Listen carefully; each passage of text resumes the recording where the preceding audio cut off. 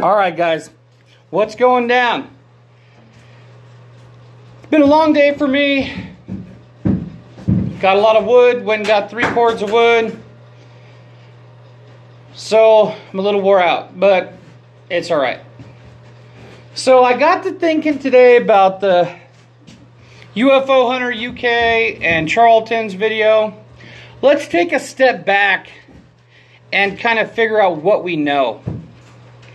Well, according to UFO Hunter UK, the timeline's off when they met up with Campos, and that's 10/24.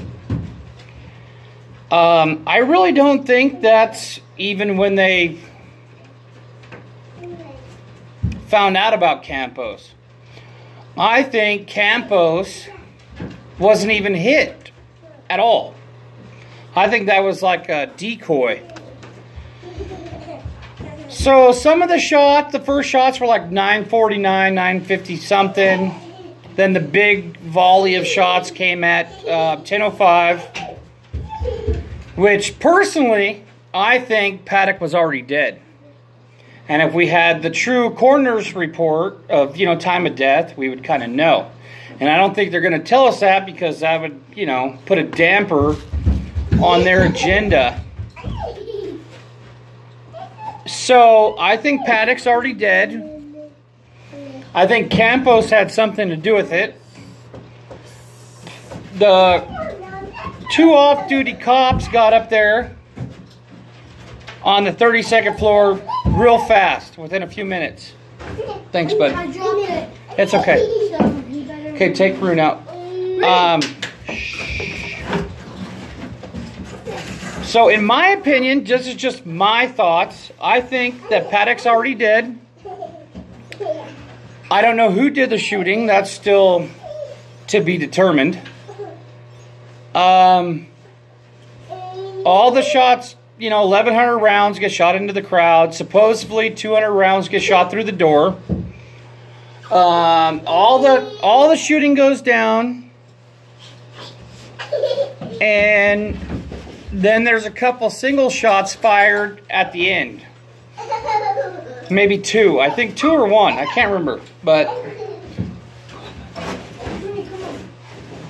And so all the shooting goes down. They don't breach the door until 11:20.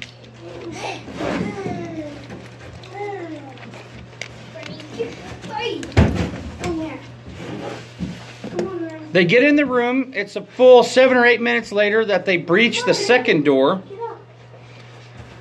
which doesn't make any sense to me either. There's still info that we need to get there too.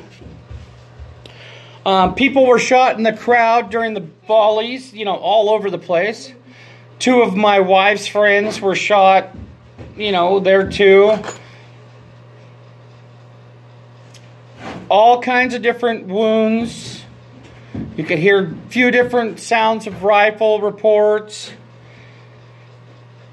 Something's not adding up. If it was one guy, let's just say Paddock was mad at Mandalay Bay. He was a Second Amendment guy, and he was a Trump supporter. Why would he shoot up country music festival that are full of Trump supporters? Doesn't make any sense. So if Paddock was still alive, would that put more liability on Mandalay Bay? I would definitely say yes. Because they wouldn't be able to answer the questions that he presents. And so, of course, it makes more liability for them.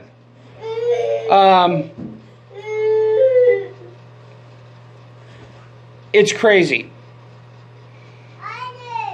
The LVMPD does a press conference or press briefing every 72 hours with officer-involved shooting. It don't matter if that officer shot at somebody or nothing. That's if an officer shot around, that's an officer-involved shooting. It don't matter if it hit the wall. It don't matter if it was accidental. It's still an officer-involved shooting. Do the research. I have today. Been picking my brain, calling people. I'm still waiting. I put another call into the PIO office, Public Information Office over there, and still nothing. I'm still waiting for Jackie to call me back. They were supposed to call me back Tuesday and still haven't heard nothing. But even if an officer accidentally shot off a round in that room, they still have to do an investigation about it. And their policy is within 72 hours, they come out with a briefing and tell the public the information they have. And if there was, if a cop, let's just say a cop shot Paddock in the room, they would have to do a briefing within 72 hours, and it would be done by Fasulo, Under Sheriff McMahill, or his old lady, the other McMahill. So why aren't they following protocol on this? Even if it has to do with the FBI, even if it is, a mass shooting. Sheriff Joe Lombardo still trumps the FBI in constitutional rights. And even McMahill's old lady, who does the officer-involved shootings, whatever, she even says in that one thing that she's into constitutional policing. So if they're into constitutional policing, then they need to follow that Joe Lombardo has more authority than the FBI there. And the GoFundMe account that Commissioner... Oh, man, what is his name? I can't think it off the top of my head. I've been thinking about it all day and I can't remember. But anyways, the commissioner and Joe Lombardo set it up. If you weren't tragically shot or, critically shot, you can't get any of the money, which makes no sense. If you were wounded, I feel that, you were a victim and should get some of that money. Even if you helped somebody wounded, you're traumatized for life. That did something to you that you'll never forget. You'll be up at night and you need to be compensated for it. Okay, so Paddock's dead, in my belief, at 10:05. So somebody's shooting. For what purpose? We don't know.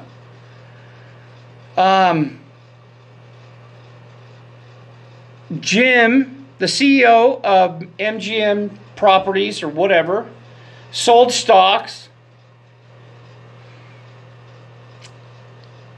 and made a bunch of money, and then was trying to tempt him back to buy him cheap. Why would a CEO sell over 80% of his own stocks to lose the majority? Why would he lose the majority vote? Doesn't make any sense. I don't believe any of this stuff happened with the helicopters. There's a couple helicopters that drive out to the desert. And, I don't know. That's kind of weird, but I just can't put a finger on it, so I'm not even going to touch on it. Mary Lou Danley had to have known something. I was talking about this with my wife. She knows if I go buy a gun. She's been with me when I buy a gun. I've bought plenty of guns. She's been with me. She knows. If I'm not feeling right about something, we talk about what we need to do, about going to the doctor, anything to fix the problem. So she knows something. And for her to say she has a clear conscience, she doesn't. She's just saying that to cover her ass. And for Paddock to send $100,000 is crazy. She knows something. My old lady, if I left to go visit California, my home place, my old lady would not send me $100,000 just because. That doesn't make any sense. $100,000 to normal people, I don't even know what's normal anymore, but that's a lot of money. I don't care who you are. $100,000 is a lot of money. If I had $100,000, I'd be buying different equipment, you know, better stuff for just save some college, you know, kids' college stuff. But they didn't have any kids like that, so I'm not saying that. But $100,000 is a lot of money. So Mary Lou Danley knows more than what she's saying. Because there was that one gun shop in Nevada that said that Paddock and her came together to buy one of those MD-44 or whatever it is. It's a AR-style rifle. So she knows. And if he's got a big gun safe in his house, she knows. He can't hide it in a room. I mean, nothing like that. I mean, I have my gun safe, and my wife knows where it's at, and just how it goes. So she knows more. So who benefits from all these people dying? If they're putting in the full body scanners and people are making money off of those people are benefiting. So who actually pulled the trigger? I have no idea. But I can almost feel it deep down inside my soul that Campos knows something. Campos seen something. And Shuck, that guy was just thrown in there to throw people off. He wasn't there. It was not mentioned in the transcript, the radio, nothing. So that, I think that part's just BS. And why? I don't know. So tomorrow, it won't be tomorrow. It'll be maybe Tuesday. I'm going to go get some tannerite. I'm going to do some more tests with a door. Still trying to get glass here to do some tests, which is so hard since I live out here in the sticks. And the company I had lined up, it just wouldn't work. So if some of you people could have some glass that was kind of like Mandalay Bay, they sell sample windows. They don't even sell them. They'll send them to you. If you guys can get your hands on them and let me know, and maybe you guys could send them to me, that would be great. But he had a bunch of tannerite in his car. I'm going to kind of show you how tannerite works. And, you know, if they do an explosive breach on a door, you would know. So that door was not like breached how you think, which I'm going to show you in a test. But I did make some contact with Charles Walton. He's doing that subscriber live stuff. He actually called me back, but I was already asleep. He's got a few more resources than I do. I'm going to try to talk to him about a couple things. Charlton is great. He's, you know, gave me a shout out a few times. He's awesome. We talk on the phone. We text. He's a really cool dude. Go check him out and tell him I said thank you. And UFO Hunter UK, he's an awesome dude too. But Charlton's gave me a lot of inspiration on some of my videos, and so has Charles Walton. He might not know it, but he has. But Charlton is the man. I really like Charlton. He's a cool dude. Anybody that would talk to him, he would know. You guys would know that he's just the way he is on his videos. Just laid back, willing to go with whatever. This is the way he is. And me, like, calling places, I don't care. I'll call anybody. It doesn't make no diff to me. I'm just a farmer with, you know, family man. What are they going to do to me? Nothing. I have nothing to hide. I have nothing. I'm just trying to gain the truth, like, for everybody. We're all in this together. So let me do a little recap about the timeline. So the first shots are like 9-something.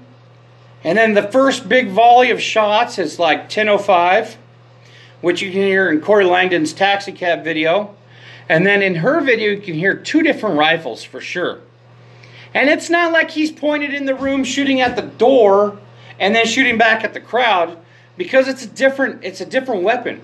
Anybody that knows guns, like myself, you know, I carry guns all the time, carry my pistol, got plenty of rifles in the truck. It's just how we roll out here. But anybody that knows guns knows that more than one weapon was used. You can hear it. And you don't have to break it down with a computer and all that. It's just something you can hear. So we know there was more than 2 weapons, so all the volleys go off. And then after the big volleys, you hear a single shot, and you could, in that one video of the people saying that you could see glass falling from Mandalay Bay. So all the shooting goes down. Then the single shots. Then the police breach the room, and then these pictures get leaked. Let's talk about the pictures real quick. I guarantee somebody put that rifle over his leg to let people know he didn't kill himself. That's a fact. There's no way he could have done that himself. If he would have shot himself in the mouth, he would have been completely incapacitated right away.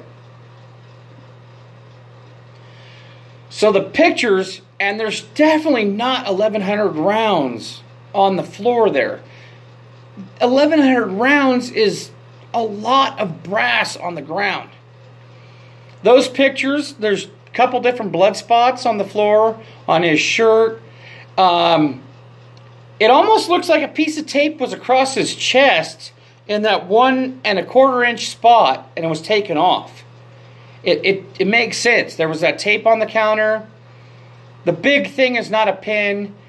And I guarantee you, you didn't need to have any trajectory calculations to do what he did there. I'm still trying to figure out my test of shooting from my hill at the same kind of angle. You know, 100 yards up, 400 yards out, kind of a test. I think I'm going to set out some stakes kind of in a small test, like a scaled test of where we can find out how many square feet the concert venue is, break it down, 22,000 people, into, you know, a 50-yard radius. And I'm going to shoot from my hill and see how many stakes I hit.